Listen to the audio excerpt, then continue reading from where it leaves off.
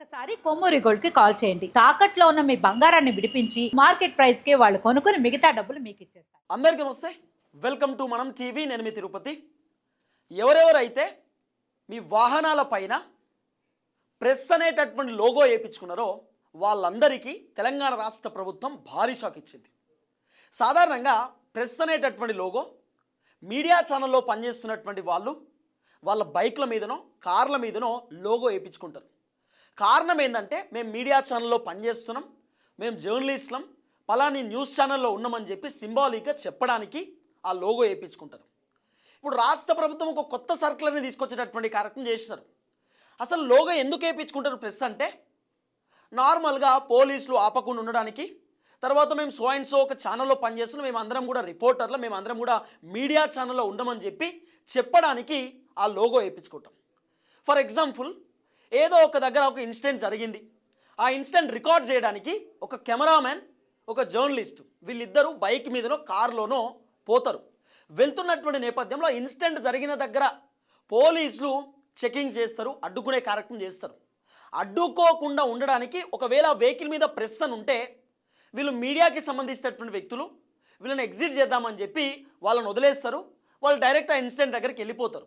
తర్వాత ఇంకేదైనా ఎమర్జెన్సీ పర్పస్లో అంటే ఒక జర్నలిస్ట్ ఇమీడియట్లీ ఆఫీస్కి వెళ్ళి ఏదైనా న్యూస్ ప్రజెంట్ చేయాలన్నా, లేకపోతే ఏదైనా కెమెరా జర్నలిస్ట్ ఏదైనా రికార్డ్ పెట్టాలన్నా, ఏదైనా న్యూస్ సంబంధించినటువంటి రికార్డింగ్కి పోవాలన్నా కూడా ఎమర్జెన్సీ పర్పస్లో పోలీస్ అడ్డుకోకుండా, తర్వాత ఎవరైనా వేరే వాళ్ళు ఎవరైనా ఏదైనా ఘర్షణ జరుగుతుంటే, ఏదైనా పంచాయతీ నడుస్తుంటే అక్కడ మీడియా వెహికల్ వచ్చినప్పుడు వీళ్ళు మీడియా వాళ్ళు ఏదో అర్జెంట్ పనికి పోతున్నారు, బైక్ మీద కారు మీద ప్రెస్ ఉంది, వాళ్ళని పంపియండి అని చెప్పడానికి ఒక సింబాలిక్, ఒక స్కోప్ ఉంటుంది ఆ ప్రెస్ అనేటటువంటి లోగో ఉంటే.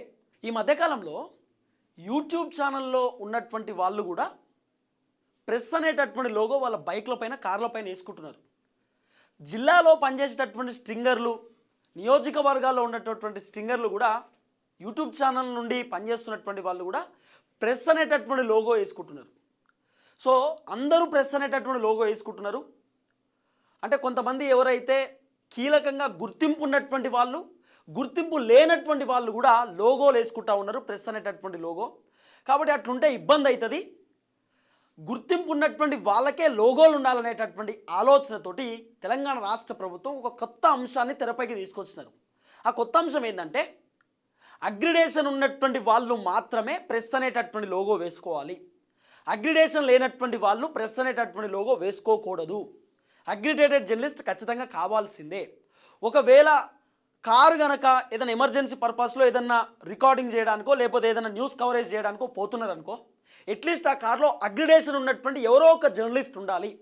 అగ్రిడేషన్ లేనటువంటి జర్నలిస్ట్ ఉంటే ఖచ్చితంగా ఆ బైక్ పైన కారు పైన ఉన్నటువంటి ఆ ప్రెస్ లోగోని పోలీసులే తొలగించి ఫైన్ కూడా వేసేటటువంటి అవకాశం ఉండొచ్చు. కాబట్టి అగ్రిడేటెడ్ జర్నలిస్టు మాత్రమే, అగ్రిడేషన్ ఉన్నటువంటి కెమెరామెన్ అయినా, అగ్రిడేషన్ ఉన్నటువంటి జర్నలిస్ట్ అయినా, రిపోర్టర్ అయినా, యాంకర్ అయినా అగ్రిడేషన్ కార్డు ఉంటే మాత్రమే ప్రెస్ అనేటటువంటి లోగో వాళ్ళ వెహికల్ మీద వేసుకోవాలట. ఒకవేళ ప్రెస్ అనేటటువంటి లోగో అగ్రిడేషన్ లేనటువంటి వాళ్ళు కూడా వేసుకుంటే ఖచ్చితంగా రిమూవ్ చేయాల్సిందే. ఒకవేళ ఉంటే మాత్రం ఖచ్చితంగా ఫైన్ పడేటటువంటి అవకాశం ఉండొచ్చట. మరి ఎట్లా గుర్తిస్తారు? ఇప్పుడు సాధారణంగా బైక్ల పైన తర్వాత కార్ల పైన ప్రెస్ అనేటటువంటి లోగో ఉంటుంది. సో వాళ్ళు పోతున్నటువంటి క్రమంలో పోలీసులు ఎట్లా గుర్తిస్తారు? సాధారణంగా ఇప్పటివరకు పోలీసులు ప్రెస్ అనేటటువంటి లోగో ఉన్నటువంటి వెహికల్స్ని ఎక్కువగా ఆపుతారు, కానీ అంత ఎక్కువగా ఆపరు.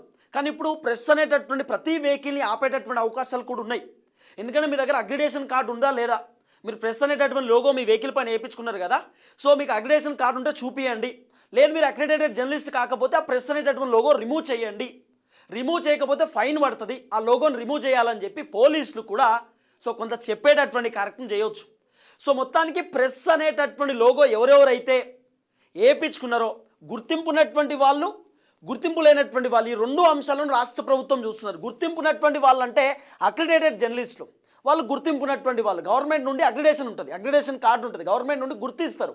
కాబట్టి అగ్రిడేషన్ కార్డు ఉన్నటువంటి వాళ్ళకి ప్రెస్ అనేటటువంటి లోగో వాళ్ళు వేయించుకోవచ్చు వాళ్ళ వెహికల్స్ మీద. ఎవరైతే అగ్రిడేషన్ కార్డు లేనటువంటి జర్నలిస్టులు ఎవరైతే ఉన్నారో వాళ్ళు ఖచ్చితంగా సంబంధించినటువంటి ప్రెస్ అనే లోగోని రిమూవ్ చేయాల్సిందన్నట్టు. ఒకవేళ రిమూవ్ చేయకపోతే మాత్రం ఫైన్ పడేటటువంటి అవకాశం ఉంది. తర్వాత వెహికల్ని కూడా మరి ఒకవేళ సీజ్ చేస్తారేమో తెలియదు, కానీ ఫైన్ అయితే వేస్తారట, తర్వాత వాళ్ళే రిమూవ్ చేస్తారట. సో రిమూవ్ చేస్తే బెటర్ అని చెప్పి చెప్తున్నటువంటి అంశం. మొత్తానికైతే కొత్త కొత్త అంశాలు తెరపైకి తీసుకొస్తున్నారు. కొన్ని రోజులేమో టీజీ ప్లేస్లో అంటే టీఎస్ ప్లేస్లో టీజీ లేకపోతే ఇంకా టీఎస్ అనేటటువంటి ఆ నెంబర్ ప్లేటే ఉంటే మేము బైకుకు ఫైన్ వేస్తాం, బైక్ సీజ్ చేస్తాం అని చెప్పి కొన్ని రోజులు చెప్పినారు. తర్వాత ఏమో బైక్ పైన స్టిక్కర్లు ఉండొద్దు, ఏ స్టిక్కర్ పడితే ఆ స్టిక్కర్ పెట్టొద్దు, అట్లుంటే మేము బైక్ మీద ఫైన్ వేస్తామని అట్లా కొన్ని రోజులు చెప్పారు. కొన్ని రోజులు గవర్నమెంట్ ఇచ్చేటటువంటి నెంబర్ ప్లేటే ఉండాలి, గవర్నమెంట్ ఇచ్చేటటువంటి నెంబర్ ప్లేట్ కాకుండా మీ ఇష్టానుసారంగా నెంబర్ ప్లేట్లు కనుక వేసుకుంటే అట్లా మీ బైకులు సీజ్ చేస్తాయి, మీ అవసరం అనుకుంటే మీ వెహికల్స్ని ఫైన్ వేస్తాం, భారీగా చలాన్ కట్టాల్సినటువంటి అవసరం ఉంటుందని చెప్పి అట్లా కొన్ని రోజులు చెప్పినారు. అన్ని కొత్త కొత్త అంశాలను రాష్ట్ర ప్రభుత్వం తెరపైకి తీసుకొస్తున్నారు. ఇప్పుడు అక్రిడేషన్ జర్నలిస్ట్ ఉన్నటువంటి వాళ్ళంటే ఎంతమందికి అక్రిడేషన్ ఇచ్చింది కాంగ్రెస్ ప్రభుత్వం? అక్రిడేషన్ కార్డులు ఎంతమంది జర్నలిస్టులకు ఇచ్చారు అట్లా కూడా చెప్పాలి కదా. అక్రిడేషన్ ఉన్నటువంటి వాళ్ళే ప్రెస్ అనేటటువంటి లోగో వేయించుకోవాలంటే కొంతమందికి అక్రిడేషన్ కార్డులు ఉండవు, కొంతమందికి అక్రిడేషన్ కార్డులు ఇస్తలేరు, అందరికీ రావు కదా అక్రిడేషన్ కార్డులు. కొంతమందికి అక్రిడేషన్ కార్డులు వస్తే కొంతమందికి రావు. కొంతమంది జర్నలిజం చేసేటటువంటి వాళ్ళు, ఫిట్గా ఉన్నటువంటి వాళ్ళు, సమాజం కోసం పనిచేసేటటువంటి వాళ్ళు అప్లై చేసుకుని కూడా రిజెక్ట్స్ అవుతాయి కొన్ని. కొంతమందికి రావు, మరి వాళ్ళ పరిస్థితి ఏంది? వాళ్ళు వేసుకోవద్దా? వాళ్ళు కూడా సమాజం కోసం పనిచేస్తున్నటువంటి వాళ్ళే కదా. పెద్ద పెద్ద శాటిలైట్ మీడియాలో పనిచేసేటటువంటి వాళ్ళకు కూడా కొంతమందికి అక్రిడేషన్ కార్డులు రావు, వచ్చే అవకాశాలు ఉండవు. రాష్ట్ర ప్రభుత్వం కొంతమందికి ఇస్తారు, కొంతమందికి ఇయ్యరు. మరి వాళ్ళ పరిస్థితి ఏంది? సో ప్రెస్ అనేటటువంటి లోగో కేవలం అక్రిడేషన్ ఉన్న వాళ్ళే వేసుకోవాలంట. మరి మిగతా వాళ్ళు ఎటు పోవాలి? మిగతా వాళ్ళు కూడా సమాజం కోసం పనిచేస్తున్నటువంటి వాళ్ళే కదా. ఇప్పుడు ఏదైనా ఒక ఇన్సిడెంట్ జరిగింది, ఆ ఇన్సిడెంట్ జరిగిన దగ్గర ఏ శాటిలైట్ మీడియా తక్కువ పోతున్నది? యూట్యూబ్ ఛానల్లే కదా పోయేది, డిజిటల్ మీడియానే కదా పోయేది. మరి డిజిటల్ మీడియాకి ఏ అక్రిడేషన్ కార్డు లేదు, ఇవ్వాలని కూడా రాష్ట్ర ప్రభుత్వం మాకు కూడా ఇవ్వాలి. మాలాంటి వాళ్ళకు కూడా అక్రిడేషన్ కార్డు ఇస్తే మేము కూడా గుర్తింపు తెచ్చుకుంటాం కదా. మేము కూడా సమాజం కోసమే పనిచేసేది, పబ్లిక్ కోసమే కదా పనిచేసేది. లేదు కేవలం అక్రిడేషన్ ఉన్నటువంటి వాళ్ళు. మరి ఎంతమంది అక్రిడేషన్ ఉన్నటువంటి జర్నలిస్టు సమాజం కోసం టక్కున పోయి పనిచేస్తున్నారు? కొంతమంది ఉన్నారు, కొంతమంది మరి పనిచేస్తురా చెప్పండి. ఇట్లా కూడా రకరకాలుగా వినబడుతున్నటువంటి చర్చ. ప్రెస్ అనే లోగో వేసుకోకూడదు, తీసేయాలి, అక్రిడేషన్ ఉన్నటువంటి వాళ్ళే వేసుకోవాలి, అక్రిడేషన్ లేనటువంటి వాళ్ళు వేసుకోవద్దు, ఇట్లా రకరకాలుగా రాష్ట్ర ప్రభుత్వం మరి ఏమవుతుందో కొత్త కొత్త అంశాలను తెరపైకి తీసుకొచ్చేటటువంటి కార్యక్రమం చేస్తున్నారు. సో ఏది ఏమైనా గుర్తింపు ఉన్నటువంటి వాళ్ళేనట, అంటే గవర్నమెంట్ నుండి గుర్తింపు ఉండాలట, అంటే అక్రిడేషన్ కార్డు ఉండాలి, వాళ్లకు మాత్రమే లోగో వేసుకోవడానికి పర్మిషన్ అట.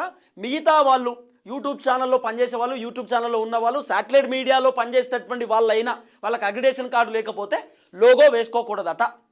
ఇది గవర్నమెంట్ తీసుకొచ్చినట్లు ఒక కొత్త రూలు. మరి ఎట్లుండబోతుంది అనేది చూడాలి. దయచేసి ఈ అంశం పైన మీరు కూడా కామెంట్ రూపంలో మీ భావాన్ని తెలియజేసేటటువంటి కార్యక్రమం చేయండి. అందరికీ నమస్తే, థ్యాంక్ యూ సో మచ్. జై తెలంగాణ.